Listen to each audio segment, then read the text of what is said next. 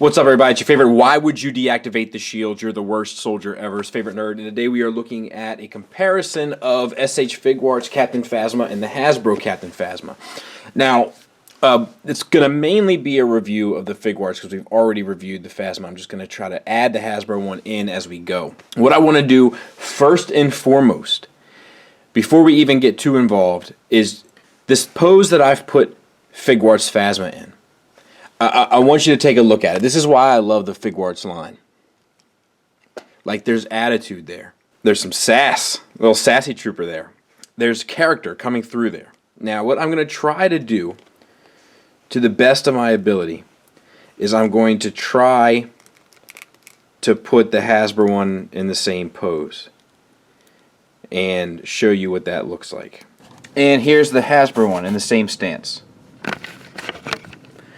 Okay, alright. I'm kidding. It was nasty of me, though, I admit, but I couldn't help myself.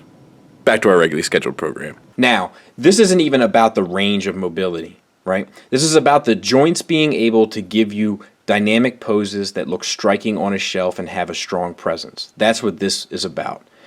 There's poses that this figure can do that this figure can't get anywhere near because of the amount of joints. But before I got into all that, because a lot of people, myself included, think to themselves, well, I'm never going to have that figure in that type of a pose on my shelf because, a more dynamic pose, because it takes up so much real estate and it doesn't look natural in comparison to the other figures on the shelf. However, that's a pose you would put on your shelf. And that pose has attitude. That pose has character. And this figure can't replicate that. It doesn't have the skills or ability to do so. So let's talk about accessories. The Hasbro one comes with this gun. Reusing their old gun, I believe, and it's painted gold and black. Yeah, because we have black paint on there as well. So there is, I think it's a base black plastic with gold added to it, but they also painted black both there, and maybe some of this stuff up on the scope. And that's what you get from the old Hasbro company. From Figuarts, you get the same. I'm not crazy about the grip. I mean, it's not going anywhere, but I will say I'm not crazy about it. It has a gold finish throughout, and then a gray that's painted on as well. She also comes with a handful of hands, you might say. We have of course here we have the gun holding hand for the right and the fist, and then we have a kind of a loose, relaxed pose hand, which I like. I probably will replace her fist hand with this hand eventually. Then we have a loose, relaxed hand for the right, because I did say left here, didn't I? If not, I meant to. And all of them are the same. They have this silver finish on the black plastic. And then we have a right fist, and we have a, I'm not sure, I guess, because this isn't a gun holding hand. Oh, okay, I know what it is. It's to hold the bottom part of the gun, so she can hold it across her chest like that, or her abdomen. They're all sculpted. All the armor is sculpted, and then it has the silver finish. So the head is on a ball peg up into the head, and then a ball peg down into the torso. So it's a double ball peg system, but it might be two separate joints, which allows the neck and the head to move. Up, you don't get much. Down, you get a fair bit. Left and right are fine, and then you get like the, you can put a little bit of, like an angle on it, so that's good. It has the silver finish, black paint, and then the, I believe it's the base black plastic, which is the grate there. I could be wrong about that, but it definitely has a silver finish on it, but if not, they did the silver finish underneath the helmet there, so that's nice. Now, with the Hasbro one, it's a ball hinge, and you get pretty much just the swivel. The up and down is pretty much written off. Both use plastic capes. This is a bit softer, so it's a bit more pliable. All this stuff is sculpted in, which is used to wrap it up. Still, I would have preferred a soft fabric piece for this. The red paint is on. It is a duller red paint, I feel like, than the Hasbro one, which also has some of the textures and stuff sculpted in, but it's not as clean as a sculpt for sure. And the red is a bit brighter, but we were going over top of black, so we do lose some consistency in the paint, and it gets a little bit outside the lines from time to time. Shoulders, we have a ball jointed system inside the shoulder to get our butterfly joint. So that brings the shoulder forward and back, a bit up and a bit down. It comes out to a disc hinge on the shoulder itself, which gets you further up, all the way down, and then the swivel is built in there. So that's fine. There's a hinged ball joint on the shoulder connected to this shoulder pad, and it's actually, the shoulder pad ball joint is on its own separate hinge. So there's a hinge ball joint, and that allows you to kind of manipulate the shoulder where you want it to be, and then adjust the shoulder pad so that you don't lose sculpt. Figuarts is known for doing that, and I thoroughly love it. Bicep swivel at the first plate of armor, so there's no joint seam, which is nice. Double jointed elbow, which gets you almost the full range. Silver finish throughout, and the silver finish on this is breathtaking. It's great. That extends. We have a bit of sculpt work that's movie accurate to the armor, which is all cool in the gang. And then it comes out to a hinge with a ball peg at the end of it to get your in out, or if you turn it, you're up down.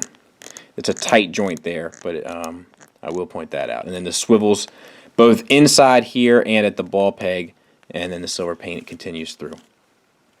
This shoulder, exact same way, but you do have to account for this cape, but the cape will move out of the way. You're going to lose some of the sculpt of the cape, and that's why I prefer a soft fabric choice for something like this, but it is there. And then the articulation is identical. Now let's talk about the Hasbro one, which, as we've said, disc hinge, you get up to there. They do have it so that the armor kind of tucks into the other armor, so that's a smart choice for what they do. No bicep swivel, you get it right above the elbow. Single jointed elbow getting you 90 degrees. Single jointed wrist with a hinge in and out. That's all you got. So that's the difference there. Now we have I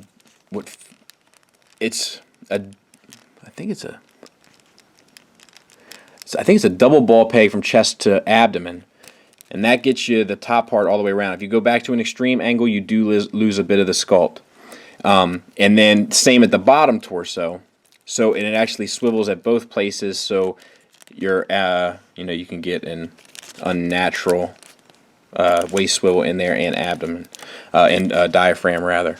So that's pretty top shelf. And then the back, the black is painted on there. Otherwise, just the silver finish. And we got one black stripe painted on there, which is nice.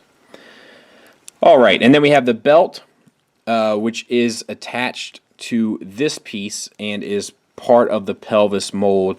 All of the pouches on the belt are on hinges so that they can articulate up and get out of the way to allow for the hip articulation, which we'll talk about here in a minute, but I want to make sure that we catch the Hasbro one up, which just has the single ball peg at the diaphragm. Still a pretty good range, but still limited in comparison, because you get nothing at the lower part, so you can only go over that far, which is really where it comes in. Is the angle of which you get the articulation. So you go down about that far, you get over about that far, where this figure comes down that far, and then over, that far. Of course, you're going to lose sculpt here, but that's a pretty ridiculous pose to try to put her in. Put there. All right. Hips. Once these flaps are up and out of the way, what you have here is a pretty complicated system. But you have a hinge, it's like a universal joint. You have the hinge that comes out there and a swivel. And then this piece here is kind of floating on top but moves with the plastic. So it keeps the sculpt intact without hindering articulation, which is really quite clever. And you get all the way forward to there. Out you do lose a bit, but not much, all the way to there, which is really more than you would ever even want to put her in. Thigh swivel is built in. Double jointed knee, getting you back to there. Ankle tilt forward a bit, back a bit, and then rocker to there, and then toe hinge to there. Once again, the paint is kind of consistent with just the silver chrome finish throughout. Here we have a universal, oh no, we have T-jointed ball joints for hips. You only get out to here, that's max. Forward to there, that's max. Double jointed knee, getting you a really good range there. Ankle tilt, you get way more back on the Hasbro one, probably about equal forward. And then the rocker, you can get a more extreme rocker on here too. Now, the only other issue that I have with the Hasbro one is that I have found that oftentimes, like the feet, of course I'm not having it now, but I've just found in my posing of her on my shelf that the feet have given me an issue just in the way that they look, and I don't have that look with the Figuarts one. So now what we're going to do is some size comparisons. Oh, before we do, I want to point out that this does have the stock, I think, that comes down like that, so that she could hold that as well. That's a size comparison of her with Hux and Hasbro's Hux and SHFiguarts Kylo Ren, and I think it's good. I feel like maybe she's a taste small, maybe not in height, but just in overall bulk. But I think it's good. It doesn't bother me whatsoever. I think she looks great next to Kylo Ren. I think where the bulk kind of fails her is next to the Hasbro Hux. But I like the way that Hux and Kylo Ren look together. So now what I'm going to do is I'm going to keep the camera in the same place, and I'm just going to swap out the Phasma. So there's the Hasbro one. Now to me, this one's too big. I feel like that's too bulky. And not only for the Figuarts Ren, but for the Hux.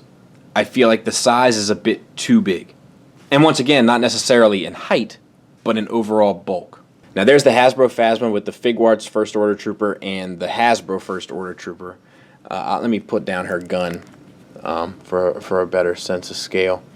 And like, to me, that doesn't bother me. And I don't feel like she's all that much more bulky. So it's very strange. And here I feel like she could use a bit more bulk. But the height doesn't bother me.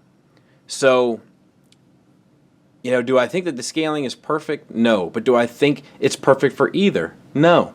So therefore, I think it's A-okay and will look just fine on your shelf to go Figuarts, if that was what was hanging you up. Final thoughts-wise, the negatives with the Figuarts is that there are some articulation issues, mainly with the ankles. Sometimes you wish you could get a bigger rocker than what you end up getting, and the hard cape still gets in the way. Not terrible, but it still does get in the way. Also, the size doesn't seem perfect, and it doesn't really seem perfect for either line. Negatives for the Hasbro, in comparison, is that the articulation is extremely limited pretty much across the board, and the size also doesn't feel quite right in terms of how it scales to others.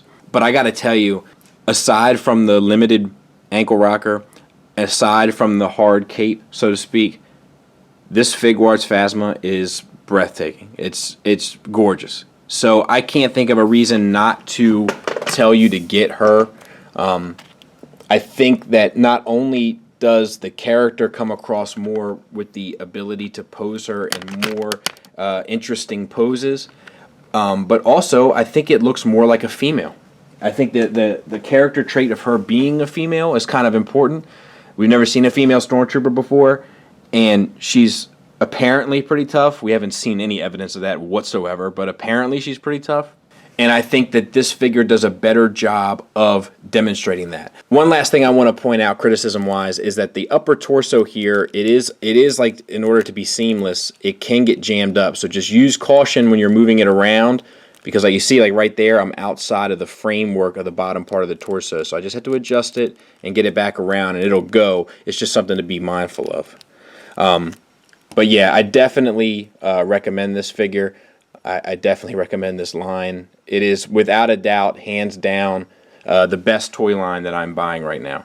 There's really no question about it. It is the most well-painted, well-articulated, high-functioning, quality toy that I am purchasing in this day and time of ours. So I hope that helped you make a decision as to which one to go with. I know which one I'm going with, and my other Phasma will retire to my office. I can't recommend her enough. It's a great figure. Little small, but other than that, good to go. Thanks for listening. Thanks for watching. Until next time, take care.